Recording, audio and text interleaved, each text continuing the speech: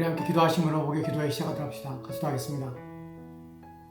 하나님, 오늘도 하나님께서 주신 날 우리 일터에서 열심으로 수고하며 또한 주어진 삶을 최선을 다해 살다가 이전에 하나님 말씀 앞에 섰습니다. 진리의 말씀으로 우리 인도하시고 우리 구원의 확신함이 어디서 오는지에 대하여 주의 말씀을 통하여 깨닫고 또 이해함으로 구원의 확신함을 또 분명할 수 있는 귀한 기회가 되게 하옵소서. 함께 하시기 원하오며 예수님 이름으로 기도합니다. 아멘. 오늘 우리가 함께 살펴볼 말씀은 로마서 5장 18절과 19절 말씀입니다. 말씀의 제목은 나의 구원의 확실함은 어떻게 오는가 하는 것에 대하여 여러분에게 말씀을 드리려 합니다. 먼저 이 두 구절 말씀에 대하여 좀 살펴보면 로마서 5장 18절 말씀은 로마서 5장 17절 말씀에 대한 설명입니다.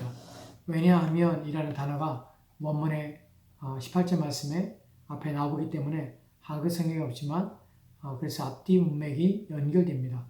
그래서 먼저 로마서 5장 17절 말씀을 제가 봉독하겠습니다. 한 사람의 죄 범죄로 말미암아 사망이 그 한 사람을 통하여 왕 노릇하였은즉 더 은혜와 의의 선물을 넘치게 받는 자들은 한 분 예수 그리스도를 통하여 생명 안에서 왕 노릇하리로다. 아멘. 한 사람의 범죄로 말미암아 사망이 그 한 사람을 통하여 왕 노릇하였다고 합니다. 그러나 반대로 더욱 은혜와 의의 선물을 넘치게 받은 자들은 한 분 예수 그리스도를 통하여서 생명 안에서 왕 노릇하게 되었다고 말씀하고 있습니다. 바울의 첫 아담과 마지막 아담의 비교함의 목적은 분명합니다.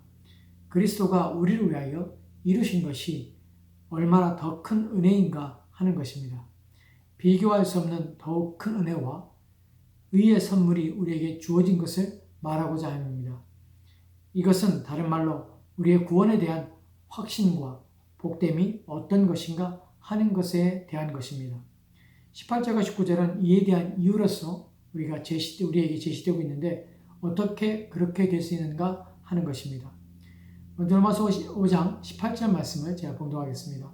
그런즉 한 범죄로 많은 사람이 정죄에 이른 것 같이 한 의로운 행위로 말미암아 많은 사람이 의롭다 하심을 받아 생명에 이르느니라. 아멘.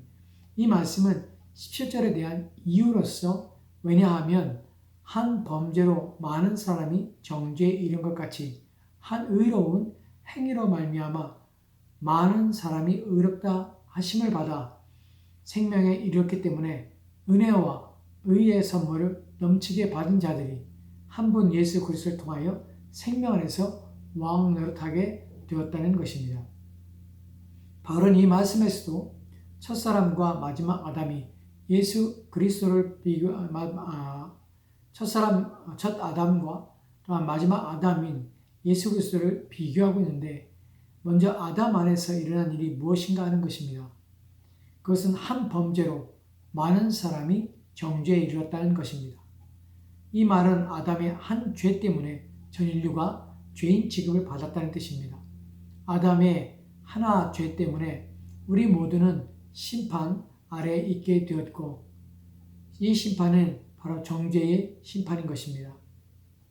우리 모두는 죄인으로 취급되며 죄인들에게 온 심판과 징벌이 모든 사람에게 선고된 것입니다. 19절을 보면 이에 대하여 더 분명하게 설명하고 있는데 로마서 5장 19절 말씀을 제가 봉독하겠습니다. 한 사람이 순종하지 아니하므로 많은 사람이 죄인 된 것 같이 한 사람이 순종하심으로 많은 사람이 의인이 되리라. 아멘. 바울은 한 사람이 순종하지 아니함으로 많은 사람이 죄인 된 것 같다고 합니다. 아담을 인하여 모든 사람들은 죄인이 된 것입니다. 18절과 비교하여 보면 한 범죄로 많은 사람이 정죄되었습니다. 즉 죄인으로 심판을 받게 된 것입니다. 19절에서는 죄인이 되었다고 표현함으로 앞서 선언된 것이 확정된 상태인 것을 나타내고 있습니다. 19절에서 우리가 중요하게 보아야 할 단어가 죄인 된 것 같다라는 표현입니다. 영어 번역본을 보면 이 죄인 된 것 같다라는 단어의 의미, 같다라는 것에 대하여 made로 번역하는데 이 단어의 원문의 의미는 이보다 더욱 강한 의미를 가지고 있습니다. 이 단어의 의미는 어떠한 신분으로 규정을 짓다 또는 어떠한 범죄에 넣다 그리고 어떤 특정한 신분으로 임명하다라는 뜻을 가지고 있습니다. 성경의 이 단어의 용례를 보면 누가복음 12장 13절과 14절 말씀에 이렇게 기록되는데 제가 분도하겠습니다. 무리 중에 한 사람이 이르되 선생님 내 형을 명하여 유산을 나와 나누게 하소서 하니 이르시되 이 사람아 누가 나를 너희의 재판장이나 물건 나누는 자로 세웠느냐 하시고 아멘. 예수님께 한 사람이 나와 자신의 형에게 명하여 유산을 나누게 해달라고 요청합니다. 이에 대하여 예수님의 대답은 이 사람아 누가 나를 너희의 재판장이나 물건 나누는 자로 세웠느냐고 묻습니다.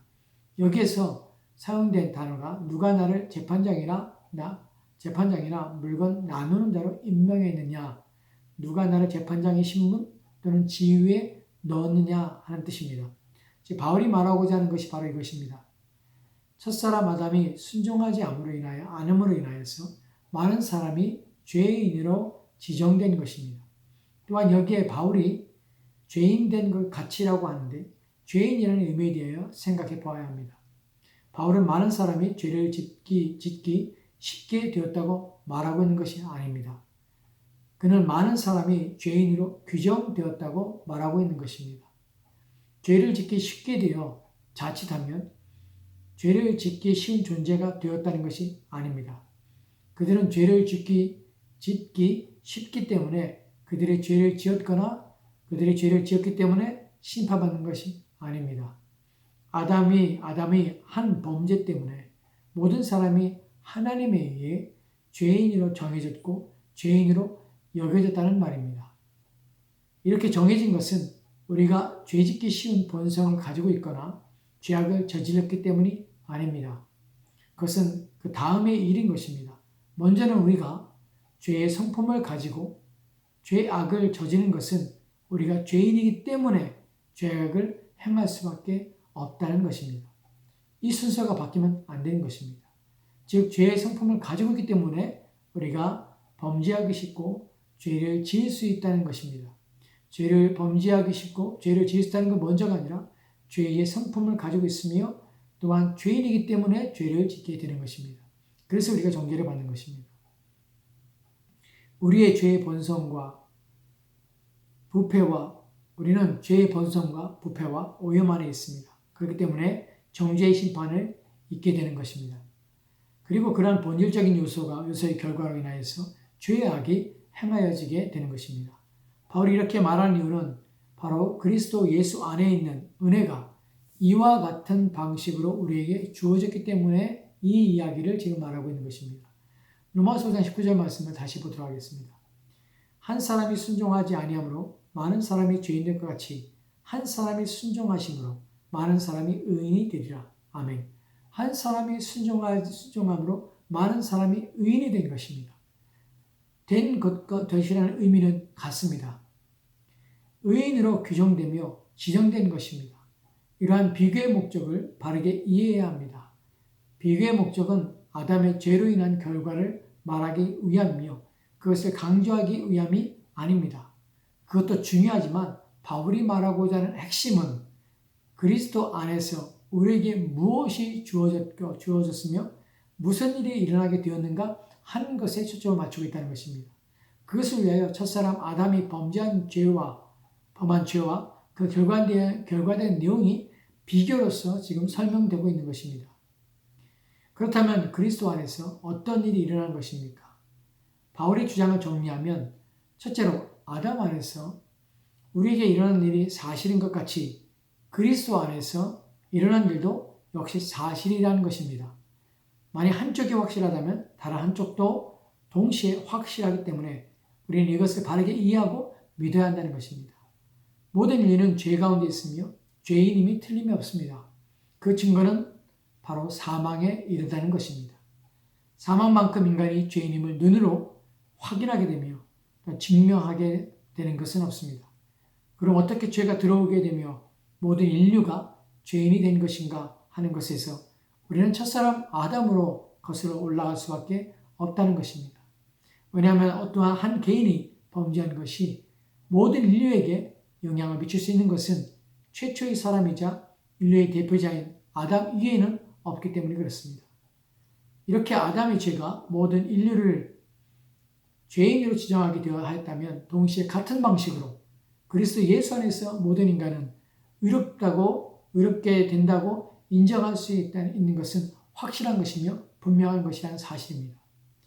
둘째로 바울은 모든 인류가 죄인으로 지정된 것이 한 사람이 순종하지 아니함으로 된 것처럼 모든 은혜를 받는 자들에게는 한 사람의 순종하심으로 의롭게 될 수 있는 것은 확실하다는 것을 입증하려고 하고 있습니다. 내가 죄인됨이 아담의 불순종으로부터 오듯이 나의 의로움 또한 한 사람이신 예수 그리스도로부터 오는 것입니다. 내가 죄인된 것이 내가 행한 어떠한 행위로 인함이 아니듯이 나의 의로움 또한 나의 어떠한 행위의 결과로 주어지는 것이 아니라 오직 한 사람의 순종하심으로 의롭게 되는 것입니다. 모든 것이 전적으로 아담에게 달려있듯이 이제 은혜는 전적으로 우리 주 예수 그리스도에게 달려있는 것이며 그로부터 온다는 것입니다. 이것이 우리에게 주는 중요한 교훈은 우리의 구원의 확신이 어디로부터 오는가 하는 것입니다. 우리의 구원의 확신은 감정에서부터 시작되지 않습니다. 우리의 구원은 이해로부터 출발해야 한다는 것입니다. 감정은 그 다음에 오는 것입니다. 확신을 얻는 길은 무엇을 얻으려고 애쓰는 것이 아닙니다. 객관적인 진리를 파악하는 것입니다. 우리는 아담 안에서 우리 자신을 살펴봐야 합니다. 비록 우리는 아무것도 하지 않았을지라도 우리는 죄인으로 선언되었습니다. 그리스도 안에서 우리 자신을 바라보게 되면 비록 우리가 우리 자신을 위하여 아무 일도 하지 않았지만 의롭다는 선언을 받는다는 것을 아셔야 합니다. 바로 이것이 바울이 말하고자 하는 핵심입니다. 이제 우리는 어떻게 의롭게 되었는가에 대하여 좀 더 깊이 생각해 보면 한 사람의 순종하심이라고 말씀하고 있습니다. 이것은 우리에게 큰 은혜이자 감사한 부분이 아닐 수 없습니다. 우리 주님께서는 자발적으로 순종하신 것입니다. 주님은 한 여자에게 나셨습니다. 그분은 율법 아래에 나신 것입니다. 주님이 인간이 됐다는 것은 그분이 율법 아래에 오신 것입니다. 하나님 아들로서 성부와 함께 율법을 제정하신 그분이 우리를 구속하기 위해 자신을 그 율법 아래로 굴복시키셨습니다. 이로 말미암아 하나님의 율법이 반드시 완성될 것은 뻔한 일입니다. 그 율법은 높여지고 옹호를 받을 것임이 틀림이 없는 것입니다. 주님은 이 땅에 계신 동안 그렇게 하셨습니다. 그렇게 하심으로 율법의 저주 아래 있는 자들을 해방하게 하신 것입니다. 주님의 순종을 생각할 때 그분은 죽기까지 하나님 앞에 자신을 내어놓으시고 순종하셨습니다. 십자가상에서 주님의 능동적인 순종을 우리는 볼 수 있습니다. 십자가에 달리기 전 주님께서는 3번이나 성부 하나님께 기도하시기를 아버지여 할 수만 있거든 이 잔을 내게서 옮기시옵소서. 그러나 내 뜻대로 마옵시고 아버지 뜻대로 하옵소서라고 기도하셨습니다. 이것이 무엇을 의미합니까? 거기서 주님은 자발적으로 복종하여 사람들의 죄를 짊어지고 사람들의 마땅히 당할 벌을 담당하시는 중대한 결심을 하는 순간에 처하신 것입니다. 그것은 성부 하나님과 분리되는 고통을 맛보게 되는 것입니다. 그러함에도 불구하고 주님은 이 고난의 잔을 거부하지 않으시고 우리를 위하여 받으신 것입니다. 이렇게 하신 이유는 우리에게 생명을 주시기 위함이며 생명이 우리 안에 왕노릇하게 하시기 위함입니다. 우리는 이제 생명과 영생의 세계와 그 영토에 속해 있는 것입니다. 모든 그리스도 안에 있는 자들에게 동일하게 이러한 은혜가 주어지게 된 것입니다. 고린도후서 5장 21절을 보면 이렇게 기록되어 있습니다. 제가 봉독합니다. 하나님이 죄를 알지도 못하신 이를 우리를 대신하여 죄로 삼으신 것은 우리로 하여금 그 안에서 하나님의 의가 되게 하려 하심이라. 아멘.